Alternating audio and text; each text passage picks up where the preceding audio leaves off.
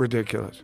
Ridiculous, but I bet it was for a significant amount of money. Still ridiculous. Yeah, but fun. I'd watch it. Look, Jake Paul wants to test himself against actual, not just world champion, but one of the greatest of all time. Really fought, and it wasn't fixed. Jake Paul would not survive 45 seconds. I don't know about that.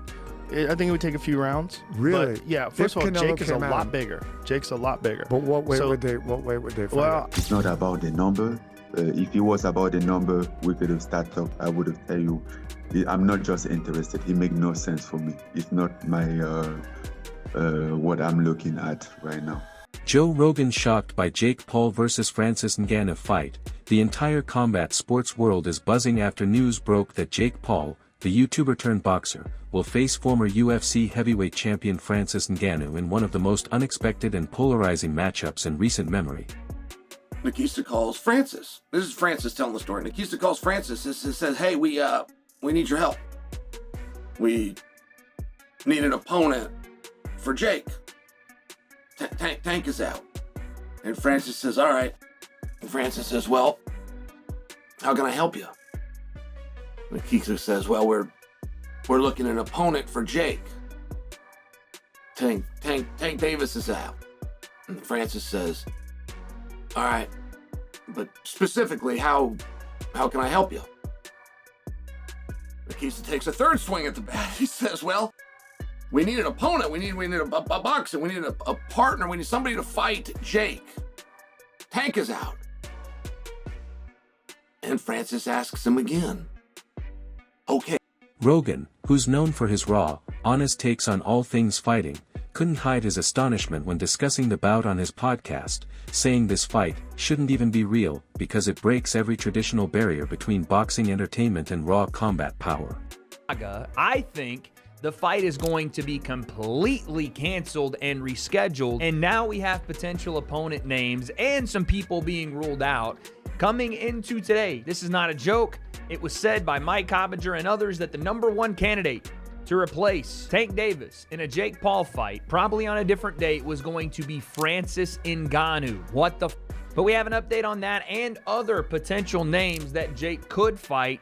Again, I think on a separate date, and why I think the Jake and Tank fight is completely off. No more, maybe, no more. We don't think it'll happen. For years, Jake Paul has defied expectations, evolving from a social media entertainer into a legitimate boxing attraction, defeating names like Tyron Woodley, Anderson Silva, and Nate Diaz along the way. Mike Tyson, who's 58, Anderson Silva, who was way past his prime, people like Nate Diaz, who were way smaller. Gervonta Davis really did take the piss. I mean, that was just the craziest shout ever. To go from fighting Gervonta Davis, way smaller, to now boxing Francis Ngannou. I mean, listen, if he does it, fair play. But I just call #1 bullshit on this brother, because I don't see this happening. No. This is #1 bullshit. I just don't believe it. I don't believe it at all. Nate Diaz, yeah, 100%. I mean, he beat him once already. I'm sure Nate Diaz would love to get another big payday, because obviously boxing on Netflix and going up against Jake Paul, given his success, given the name that he has, and given the magnitude of his events, Nate Diaz will get paid an absolute fortune once again. We know that it wasn't too long ago Jake Paul was talking about boxing Anthony Joshua, and that never came to fruition. There's absolutely no way he would box Anthony Joshua. If he did, if he was to do something like that, whether it be Anthony Joshua or Francis Ngannou, I'd give him his props, I'd give him his credit, and you never know. Maybe he would do it just for the clout, because in many ways it would be, sorry about the airport notifications, it would be, you know, an admirable thing to do, and it would be Jake Paul taking on somebody bigger. Yet, taking on Francis Ngannou, a man once dubbed the most dangerous puncher in the world, is a different story entirely. Rogan broke down the matchup with his signature mix of humor and analysis, pointing out that while Jake has boxing skill and athleticism, Ngannou's raw power and knockout ability make him one of the scariest men to ever step inside a ring. To replace Gervonta, I'm like, who's Jake? You know, like, I was so confused, you know, like, I wasn't expecting that at all. And he said, yeah, Jake Paul, you know, he's fighting. I'm like, no, bro, come on. Don't, I mean, don't disrespect me like that. And then they even say like, they even come out after and say, and what if the number are good? He sent out some number. I'm like, it's not about the number. If it was about the number, we could have started up. I would have tell you, I'm not just interested. It makes no sense for me. It's not my. He said, if Francis lands even one clean shot, it's game over. Jake's chin has never been tested by someone who hits like a truck with nuclear bombs in his hands. But Rogan also acknowledged Jake's strategic growth in boxing, his discipline, team, and the way he's built himself into a serious athlete rather than just a celebrity fighter. Fighting Gervonta Davis to calling out Francis Ngannou. Jake Paul don't want those problems. I can't say it any different. Jake Paul does not want any Francis Ngannou problems. He don't. He does not want those issues. While I think it's crazy and I credit him for doing that, and I'm surprised he did that, this could be a ploy. Him poking out his chest, saying, I want Francis. He don't want those Francis Ngannou problems. I don't care what Anthony Joshua did to Francis Ngannou. Jake Paul gets in there with Francis. Francis will knock his head off this planet. You don't want those Francis problems. I watched Francis put down Tyson Fury. Sure, Anthony Joshua beat him. But even if Jake got power, I don't think he got power to be dealing with Francis. Because all it takes is for one. Still, Rogan emphasized that this fight represents the ultimate risk versus reward scenario for Jake Paul. If he somehow survives Ngannou's onslaught or even manages to win, it would instantly elevate him to a level of respect in combat sports that no crossover athlete has ever reached. Right? Boxing is much different than mixed martial arts. The target audience might be the same, but the demographics different. The places where people are brought up are different. There's bigger entourages in boxing. It's just a different world in boxing. We've known that from the very beginning. We know that Gervonta Davis was not going to just play to Jake Paul's rules. I still don't know exactly why this thing is falling apart, but it is falling apart bad. It is bursting at the seams. We are almost exactly where we should have never started. This should have never gotten started, but it did. But we are almost now exactly where we need to be in the fight. Yet, if he gets knocked out cold, something Rogan believes is entirely possible, it could be the most viral and devastating moment in boxing history. Fans have flooded social media, some calling Jake fearless and others calling him reckless, but either way, everyone is watching. Is okay, if they push it back to December, then that's slightly different. But this is the kind of one situation where you're kind of 10 days out, 2 weeks out from a fight, whenever they first got wind of this problem. This is the kind of situation where it would be possible that Jake Paul and Nikita Badarian and MVP, who are very, very shrewd people, this is the one occasion where they might end up making a mistake, taking someone at short notice who they shouldn't take. Because there'd be a whole raft of people putting their hand up for it, wouldn't they? Thinking, I'll take him at short notice. I'll make out that I've been sitting on a beach, eating and drinking for the last 6 months. But anything just to get in there with him. And then on the night, I'm gonna knock his head off. There'll be loads of people putting their hand up for this. And you'd have to be incredibly careful about who you took at short notice, because for it to have any kind of meaning, you would need to take a decent opponent at short notice, because obviously they're up against it because it's short notice. You couldn't take some barely warm body at short notice, because that would be even worse than giving them full notice. So this is the one area, the one situation in which it would be easy for them to make a mistake, but they don't make mistakes with things like this. They just don't. So yeah, I'm not surprised that they haven't been tempted into, somebody. Yeah, Ngannou, that'd be a mistake.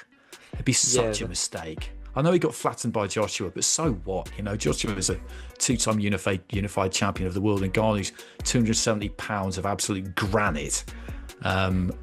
that would have been a terrible, terrible mistake if they'd given him the fight. And he dropped, like, people. I know, my opinion, Tyson Fury won that fight with Ngannou, but he still put Tyson Fury. He was close.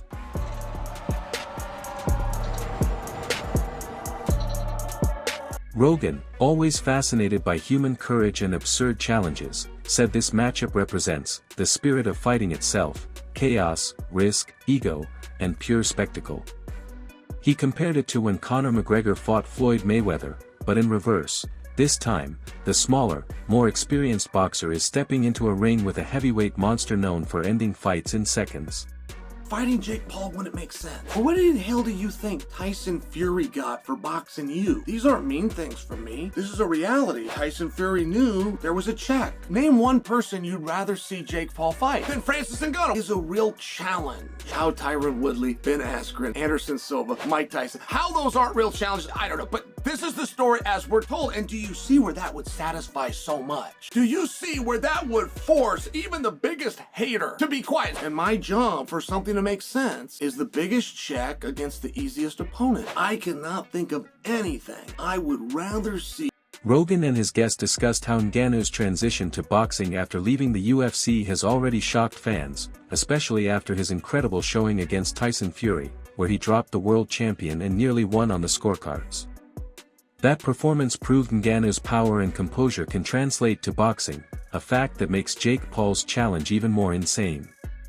Jake is not crazy, Rogan said, but he's got that kind of delusional confidence that sometimes leads to greatness. And he's retired. Tank still being in the competitive nature of the sport throws this one completely off for me. And the fact that Jake is like 60 pounds bigger than he is. Right? Like, Mike was obviously far older than Jake, and that was the big knock on that fight. Mike should not have been in there with Jake. Said that many times. Jake has fought so hard against people saying he's bad for the sport. He's bad for the sport. He doesn't actually want to fight or step up or do any of this stuff. And I've kind of had his back when I'm like, no, he is doing what most boxers have done early in their career. But this gives those people more ammo to be like, yeah, bro, look, this is what we're talking about. When we say he's bad for the sport, or when we say that he's doing stuff that doesn't make sense and he's making a mockery of things, this is what they're talking about. And again, I wouldn't have any problem with it if Tank was way past the point where he could fight competitively at his weight class and have fights with guys like Shakur Stevens, or even, again, He also speculated that the fight will be a massive pay-per-view event, drawing millions of viewers from both the boxing and MMA worlds. From a business perspective, Rogan acknowledged that Jake Paul's promotional brilliance can't be denied. Bludgeoning. You can't even grab a hold of the guy or try to squeeze him. You can only bludgeon and be bludgeoned back. I think you're got an uphill battle to question somebody. But they have been very effective in doing just that to Jake. Hey, you started with this NBA guy, and then even those MMA guys, they're not boxers. And then when you got around to the boxers, but they weren't current boxers. Then when you get around to the current boxers, they're not big enough boxers. And I just loved it. When I heard that Francis Ngannou might be going against Jake, I loved it. I mean, what's that gonna look like? How many of those shots from Francis can you take? Tyson Fury, if you're talking clean, Tyson Fury only took one. Everything else, Tyson was able to roll with. Big Francis only had to hit him one time. Every move he makes creates buzz, tension, and debate, and this fight is no different. It's equal parts danger and marketing genius. He even joked that Jake Paul might have just booked the scariest boxing match since Tyson in the 80s, because Ngannou isn't just big, he's built to destroy. Think real quick. You gotta be the dumbest dude, in the history of boxing, bro. $40 million, dog, down the drain. You gotta be the dumbest dude I've ever seen in the history of boxing, bro. Seriously. I'm like, $40 million, bro. Wealth. Literally wealth, bro. Going down the drain. I don't understand it. I can't make I don't understand it. But I'll tell you this. MVP promotions, whatever the hell y'all call it, most valuable promotions, shit, more like rookie promotions. Yeah, more like rookie promotions. You didn't know what you were dealing with. You had no clue. This has always been down Tank's alley, man. Now, let me just say one thing. Rogan analyzed that if Jake can move well, jab effectively, and stay out of danger, he might last a few rounds, but over time, Ngannou's size, strength, and pressure could break him down. He predicted the fight won't go the distance, saying, "Someone's getting slept, 100%. Yet, he couldn't help but admire Jake's audacity. It would be something unique. It would be something incredible. It's the same reason that I would be intrigued by a Jake Paul versus Anthony Joshua fight, although I would never advise Jake Paul to take a Anthony Joshua fight. I wouldn't advise him to take a Francis Ngannou fight either, because as much as Anthony is far better, which we saw when they actually fought, Joshua slept Francis Ngannou quicker than me after 2 melatonin. I mean, it was quick, fast, in a hurry, completely dominant. But we also saw Francis Ngannou go toe-to-toe with the heavyweight champion of the world at that time. Yes, he was out of shape. We understand that. But Tyson Fury on that night got the shock of his life when Francis Ngannou not only went toe-to-toe, but put him down and danced on him. To this day, I think that fight could have gone Francis's way. Point being, there are levels to this shit. Not just in boxing, but in combat in general. And the size difference Francis would have over Jake would be incredible, but it would have been a great event, and a lot of people would have tuned in. Francis, though, is saying that's not happening. How can they go from like Gervonta Davis to Francis Ngannou?